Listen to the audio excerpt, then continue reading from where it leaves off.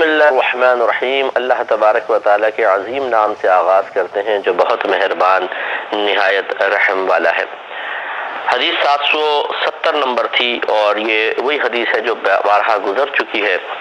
کہ حضرت عمر فاروق رضی اللہ تعالیٰ عنہ نے حضرت سعد رضی اللہ تعالیٰ عنہ کو اہل کوفہ کی شکایت پر کوفہ کی گورنری سے معزول کر کے اپنے سامنے بلایا اور آپ سے پوچھا کہ سنا ہے لوگ یہ کہتے ہیں کہ آپ نماز صحیح نہیں آتے، تو آپ نے فرمایا کہ ایسا نہیں ہے، میں ویسی نماز پڑھاتا ہوں جیسے میرے آقا صلی اللہ علیہ وسلم نے نماز پڑھائی، ہر اس چیز کا خیال کرتا ہوں، پہلی 2 رکعتوں کو طویل کرتا ہوں، آخری 2 رکعتوں میں قرآن نہیں پڑھتا ہوں۔ اس کی وضاحت میں کر چکا ہوں کہ الحمد پڑھتا ہوں لیکن دعا کی نیت سے پڑھتا ہوں، اور کسی ایسی چیز کو ترک نہیں کرتا جس کو میں آقا صلی اللہ علیہ وسلم کی اقتداء میں اختیار کیا ہو یا سرکار کو کرتے ہوئے دیکھا اور اب میں نے اس کو چھوڑ دیا، ایسا نہیں کرتا۔ تو عمر فاروق رضی اللہ تعالیٰ عنہ نے فرمایا کہ آپ نے سچ کہا، اور آپ کے ساتھ یہی گمان تھا یا آپ کے ساتھ میرا یہی گمان تھا؟ اس پر ہم آپ کو تبصرہ کرتے ہوئے عرض کر رہے تھے کہ عمر فاروق رضی اللہ تعالیٰ عنہ چونکہ پہلے ہی جانتے تھے، تو سوال تو یہ پیدا ہوتا ہے کہ جب پہلے جانتے تھے تو کیوں ایسا نہیں کیا کہ آپ نے جب اہل کوفہ نے شکایت کی تو ڈانٹا ڈپٹا ہو کہ کیوں غلط بیانی کرتے ہو، میں جانتا ہوں سعد کو صحیح نماز پڑھتا ہے۔ وجہ اس کی یہ تھی کہ حضرت عمر فاروق رضی اللہ تعالیٰ نہیں چاہتے تھے کہ فتنہ فساد انتشار ہو، اور آگے جو لوگ آنے والے ہیں ان کے لیے ایک اچھی مثال قائم نہ ہو، اس لیے ان کی بات کو سن لیا۔ اچھی مثال کو قائم کرنے کے لیے رد کر دیتے تو اچھی مثال شاید قائم نہ ہوتی۔ اب دیکھیں کچھ لوگ آ کے شکایت کر رہے ہیں، آپ جانتے ہیں کہ جس شخص کے بارے میں شکایت کر رہے ہیں وہ ایسا نہیں ہے، تو اس کا مطلب ہوا کہ یہ شرارتی لوگ ہیں، شرارت کر رہے ہیں۔ جب ہیں ہی شرارتی تو لازم سی بات ہے کہ آج اس کے خلاف ہے، اگر آپ ان کی شرارت کو حکمت کے ساتھ ختم نہیں کریں گے کل آپ کے خلاف شرارت شروع کر دیں گے۔ اور وہ زمانہ ایسا تھا، وہ دور ایسا تھا کہ اس میں پھر فتنہ انتشار ہو جاتا۔ تو آج کل تو بہت ایسا سسٹم ہے نا کہ بہت جلدی چیز کو ریکور کر لیا جاتا ہے، لیکن اس زمانے میں پھر اگر بالفرض انتشار پھیل جائے تو باغیوں کو پکڑنے میں فوجیں جانا، پھر مقابلے، پھر بہت ہی مشکل ہوتا تھا ان فتن کو دبانا۔ اس لیے حضرت عمر فاروق رضی اللہ تعالیٰ عنہ کے پاس جب شکایت آئی تو آپ نے اپنے گورنر کو معزول کر کے سامنے بلایا۔ اس طرح ان کی حوصلہ افزائی ہوئی کہ ہاں بھائی، اگر ہم نے کسی بڑی شکایت کی ہے تو ہمارے مرکز کی طرف سے، دارالحکومت کی طرف سے، اسلام کے دارالحکومت کی طرف سے کوئی ایک قدم اٹھایا گیا ہے۔ ایک بڑے کو بھی محاسبے کے لیے سامنے بٹھایا جا سکتا ہے، اور جب بڑے کو بٹھایا جا سکتا ہے تو ہمیں تو بدرجہ اولیٰ بٹھایا جا سکتا ہے۔ تو ان کے دل میں خوف پیدا ہوا، رعب پیدا ہوا، دبدبہ پیدا ہوا۔ عمر فاروق رضی اللہ تعالیٰ عنہ اور ہمارے جو اسلامی طرز حکومت ہے اس کی اہمیت مزید ان میں بیٹھی، اور وہ بغیر فتنہ انتشار کے کہ اب کس چیز کو بیس بناتے وہ فتنے کے لیے چلے گئے، اس طرح وہ سب دب گیا۔ اب اچھی مثال کیا قائم ہوئی؟ اچھی مثال یہی قائم ہوئی کہ آئندہ زندگی میں بھی اگر کوئی ہو سکتا ہے حضرت سعد رضی اللہ تعالیٰ عنہ کا تو کوئی قصور نہیں تھا، لیکن یہ ہو سکتا ہے کہ آپ کسی علاقے کے لوگوں کو کوئی عہدہ دیں اور وہ اس عہدے کا ناجائز استعمال کر رہے ہوں، تو ہمارا اسلامی طریقہ یہ ہے کہ لوگوں کی شکایت پر اس شخص کو بھی آپ سامنے بٹھائیں گے اور اس کا محابہ کریں گے۔ تو اب ایک اچھی مثال یہ قائم کی کہ سامنے بٹھایا، ایک صحابی رسول ہیں اور حضرت عمر جانتے ہیں کہ وہ ایسے نہیں ہیں، کویسچن کیے ہیں، ایک باقاعدہ انکوائری ہوئی ہے اور اس میں مثبت جواب کے اوپر حوصلہ افزائی کی گئی ہے تاکہ آنے والی نسلوں کے لیے ایک اچھی مثال قائم ہو جائے کہ جب حضرت سعد رضی اللہ تعالیٰ عنہ کا عام لوگوں کی شکایت پر محاسبہ ہو سکتا ہے تو پھر قیامت تک آنے والے ہر حاکم کا محاسبہ ایک عام آدمی کی شکایت پر ہو سکتا ہے۔ اب یہ ہمارے ہاں یہ چیز نہیں ہے، یہ ختم ہو گئی ہے۔ ہمارے اسلامی جو ماحول ہیں، مجھے بڑا افسوس ہوتا ہے کہ ہم لوگ اس میں بہت پیچھے ہیں۔ میں کسی کنٹری کا نام نہیں لیتا ہوں، لیکن کوئی ایک بھی ایسی جگہ نہیں ہے کہ جہاں پر بڑے عہدے والے کو رعایت نہ ملتی ہو اور غریب کو نہ کیا جاتا ہو۔ غریبوں کے لیے سارے قانون ہیں، چھوٹے لوگوں کے لیے سارے قانون ہیں۔ کوئی بھی جگہ کا آپ لے لیں، میں اس لیے نام نہیں لے رہا ہوں شاید آپ سمجھ جائیں، لیکن ہر جگہ یہی اصول ہے کہ بڑے منصب والے ہاتھ ڈالتے ہوئے گھبرایا جائے گا اور چھوٹے منصب والے کو بیچارے کو کچل دیا جائے گا۔ یہ ہمارا اسلام کا طریقہ نہیں ہے۔ اس کے برعکس آپ دیکھیں کہ یہ چیزیں باہر کے لوگوں نے، غیر مسلموں نے اختیار کر لی ہیں۔ ان کے ہاں یہ ضرور ہے کہ اگر بڑے سے بڑا عہدے والا، بلکہ ان کے ہاں تو ایک تربیتی نظام ہی ایسا بنا دیا ہے اگر کسی علاقے شورش ہو گئی، غلطی ہو گئی، خرابی ہو گئی تو بڑا شرمندہ ہو کے خود بخود استعفیٰ دے دیتا ہے کہ بھائی ٹھیک ہے میں اس کو ایکسیپٹ ہوں، اس تمام جو کچھ معاملات ہوئے ہیں ان کی تمام ذمہ داری اپنے اوپر لیتے ہوئے میں استعفیٰ دیتا ہوں۔ تو یہ اسلامی اگر نظام نافذ کر دیا جائے، جس اسلام سے ہمارا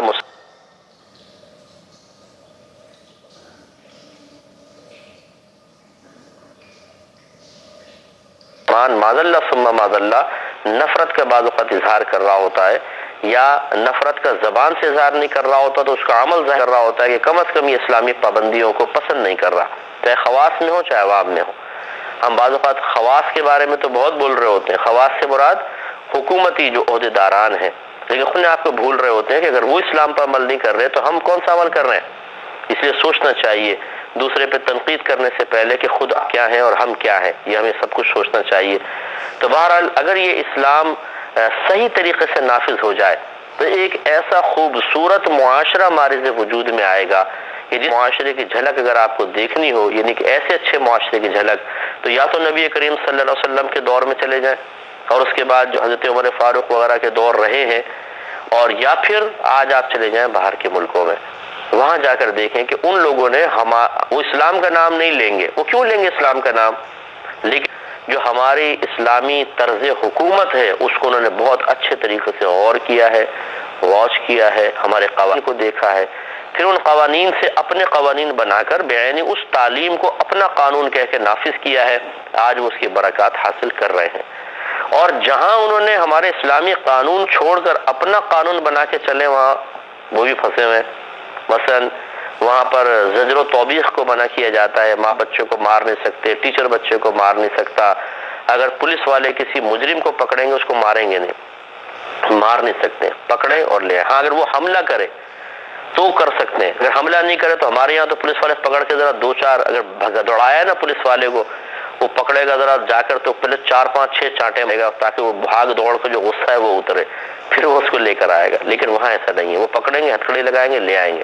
اگر کسی نے مجرم کو مارا جبکہ اس نے حملہ نہیں کیا، خلاف قانون ہے، اور وہاں ہر جگہ کیا لگے ہوا ہے کہ پولیس بھی کسی کا پیچھا کرے گی تو پولیس وین پہ کیمرہ لگا ہوا ہے۔ اگر آپ نے دیکھا ہو ڈاکیومنٹریز وغیرہ آتی ہیں چینلز کے اوپر اس کی، کہ ان کے ہر چیز میں کیمرہ ہوتا ہے کہ اگر پولیس والوں کی طرف سے بھی کوئی خطا ہوگی تو وہ بھی کیمرے کے اندر آ جائے گی۔ اگر مجرم آبجیکشن کرتا ہے، اعتراض کرتا ہے کہ جس نے مجھے مارا ہے، پیٹا ہے، کیمرے پہ دیکھیں گے، اگر واقعی یہ ثابت ہو جائے تو پولیس والے کو سزا ملے گی۔ یہ ہے وہ نظام جو ہمارا اسلامی نظام ہے۔ تو یہ میں آپ کو بتا رہا تھا کہ بعض چیزیں ہٹ کر کی ہیں، مثلا مجرم کو نہیں مارنا ہے تو اس سے کیا ہے، جرم پنپتا ہے۔ پتہ ہے کہ چوری کروں گا پکڑا جاؤں گا، مار پیٹ تو ہوگی نہیں، تھوڑا سا اندر رکھیں گے باہر نکل آؤں گا، اس سے ان کی حوصلہ افزائی ہو جاتی ہے۔ اسی طرح بچے شیر ہو جاتے ہیں، بدتمیز ہو جاتے ہیں، ماں باپ سے بدتمیزیاں کرتے ہیں، اپنے ٹیچر سے بدتمیزیاں کرتے ہیں جن سے وہ خود شان ہے۔ تو وہاں پر بھی اگر وہ اسلامی قوانین کو تھوڑا سا نافذ کر دیں تو پھر یہ بھی ان کے لیے ایک بہت ہی بہترین چیز ہو جائے گی۔ لیکن بہرحال میں سمجھا رہا ہوں بات کہ ہمیں یہ سوچنا چاہیے کہ ہم مسلمان ہیں، الحمدللہ قرآن کو مانتے ہیں، اللہ تعالیٰ کو مانتے ہیں، رسول کو مانتے ہیں، لیکن جب اسلامی تعلیمات کے نفاذ کی باری آتی ہے تو ہم بیاریت سی محسوس کرتے ہیں۔ اور ہر شخص بعض اوقات یوں تو ہوتا ہے کہ ہاں یار اسلام نافذ ہونا چاہیے، لیکن جب حقیقی نفاذ کی باری آتی ہے تو پھر وہ بھی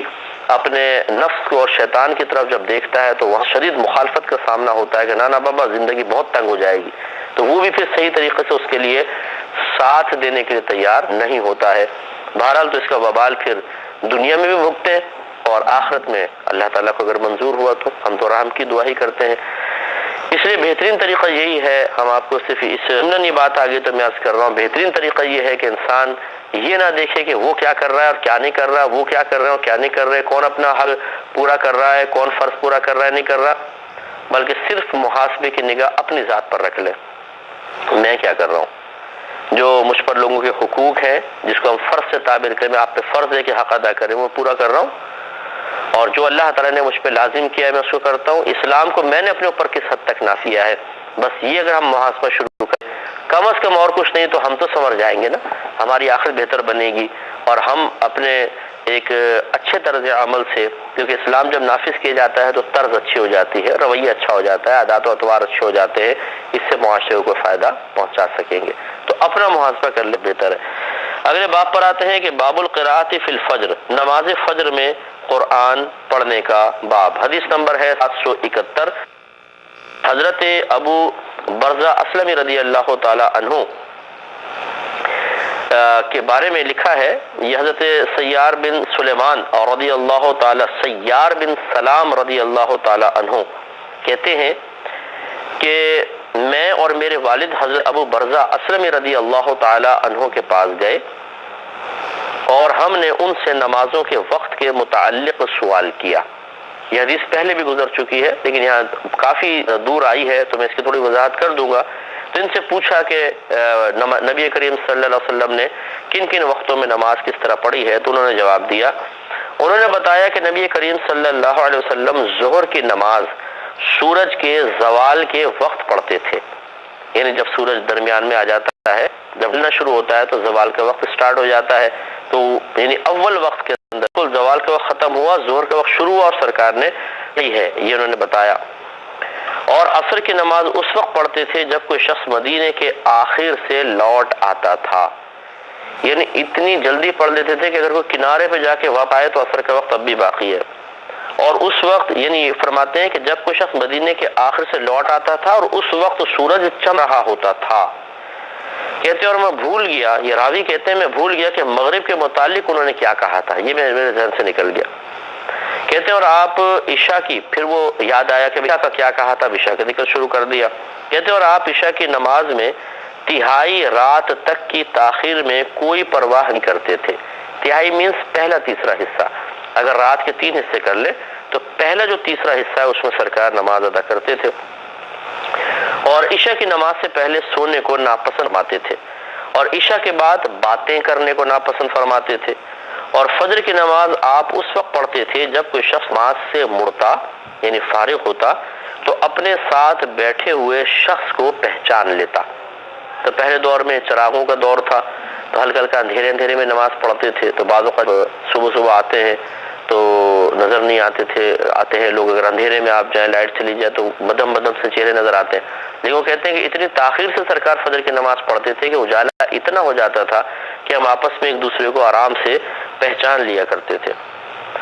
اور آپ 2 رکعتوں میں یا 2 میں سے 1 رکعت میں 60 سے 100 تک آیات پڑھتے تھے،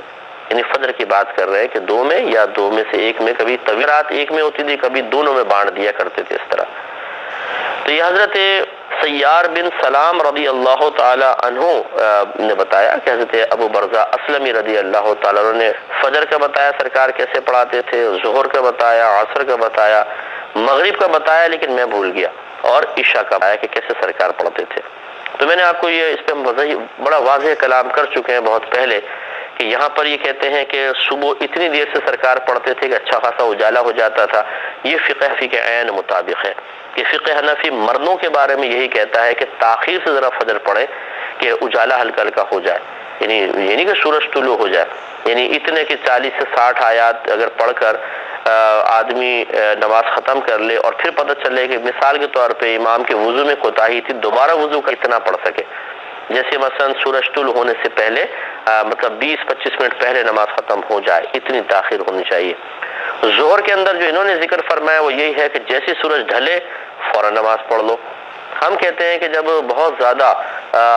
مطلع ابر آلود ہو، آسمان پہ بادل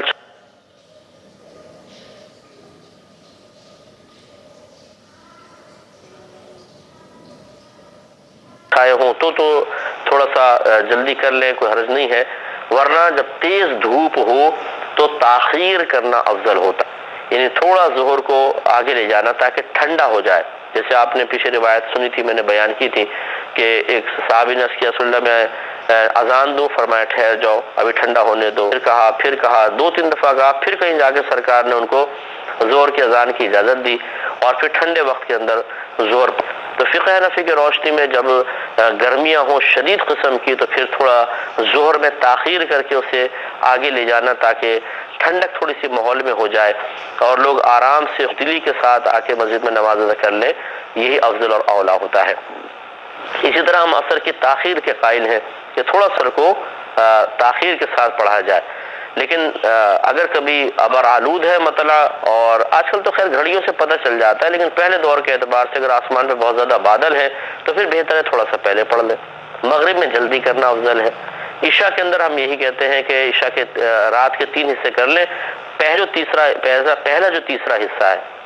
فرسٹ 1/3 جو پہلا ہے، اس کے اندر نماز عشاء ادا کرنی چاہیے۔ اور ہمارے آقا صلی اللہ علیہ وسلم کی خواہش یہ تھی کہ آدھی رات تک تاخیر مؤخر کیا جائے، لیکن آپ نے یہ فرمایا کہ میں لوگوں کو کہ مشقت کا خوف نہ ہوتا تو عشاء کو آدھی رات تک لے جاتا۔ لوگوں کا اعتبار کرتے ہوئے عشاء کو جیسے ہمارے یہاں ہوتی ہے کہ 9-10 بجے آج کل ہو رہی ہیں، تو اسی طریقے سے نماز پڑھ لی جائے، یہ بہتر ہے۔ تو خلاصہ کلام یہ ہے کہ یہاں جو اوقات ذکر کیے گئے ہیں یہ ایک راوی کا اپنا بیان ہے، اور ہم آپ کو بارہا سمجھا چکے ہیں، اور اتنا عرصہ آپ یہ درس بخاری سن ہی رہے ہیں، آپ یہ سمجھ گئے ہوں گے کہ کوئی مسئلہ ایک حدیث سے نہیں نکالا جاتا، ایک آیت سے نہیں نکالا جاتا، بلکہ ایک چیز سے متعلق مثال کے طور میں نماز کے اوقات معلوم کرنے ہیں کہ نبی کریم صلی اللہ علیہ وسلم نے کن کن وقتوں میں نماز پڑھی ہے، کون سے وقت افضل ہیں، اس کے لیے پھر ساری حدیثیں جمع کرنی پڑیں گی جو ان اوقات سے متعلق ہیں، قرآن پاک کی آیات جمع کرنی پڑیں گی، صحابہ کرام کے اقوال، ان کے اعمال پر مشتمل حدیثیں، پھر اس سے نتیجہ اخذ ہوتے ہیں۔ تو یہ دین کو جو مرتب کیا گیا ہے واقعی یہ بچوں کا کھیل نہیں ہے۔ آج کل تو بڑا آسان ہو گیا ہے، لوگ کہتے ہیں کہ جی ہم کچھ چیز چاہیے ہوتی ہے میں تو نیٹ پہ بیٹھ جاتا ہوں اور سرچ کر لیتا ہوں۔ ارے بھائی اتنی اگر سرچنگ آسان ہوتی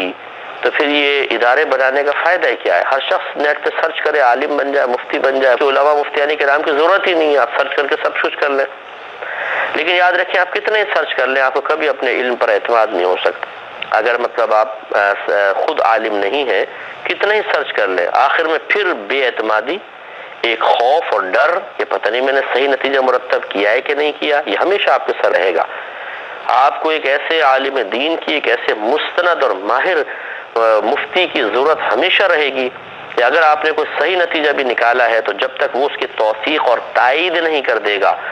آپ کو اطمینان حاصل نہیں ہو سکتا۔ اس لیے علماء کا وجود انتہائی ضروری ہے، اور علماء کو اتنا حقیر اور مری نہ سمجھیں، انہیں اپنے لیول پر نہ لے آئیں کہ جیسے آپ چند ویب سائٹس کا سرچ کر کے کوئی مسئلہ نکال لیتے ہیں، بالفرض اپنے ضرورت کا مسئلہ آپ نے دیکھ لیا تو آپ یہ گمان کریں کہ اب علماء کی کیا ضرورت رہ گئی، میں تو خود نکال لیتا ہوں۔ تو یہ جو آپ نے نکالا ہے یہ صحیح بھی نکالا ہے کہ نہیں نکالا؟ علماء کا بڑا مقام مرتبہ ہوتا ہے۔ آپ کبھی رہے ہمارے ساتھ تو ہم آپ کو بتائیں کہ 12-14 علوم انتہائی گہرائی کے ساتھ پڑھے جاتے ہیں، اور پھر پڑھائے جاتے ہیں، سمجھائے جاتے ہیں، اس کی اونچ نیچ، قرآن و حدیث کے بہت سارے علوم میں گہرائی کے ساتھ قرآن سمجھا جاتا ہے، حدیث سمجھا جاتی ہے، تب کہیں جا کے ایک انسان مسئلہ صحیح اخذ کرنے، حاصل کرنے کی صلاحیت اپنے اندر بیدار کرتا ہے، ورنہ نہیں ہو سکتا ہے۔ اس لیے سمجھنا ہوگا۔ اللہ تعالیٰ سے دعا ہے کہ رب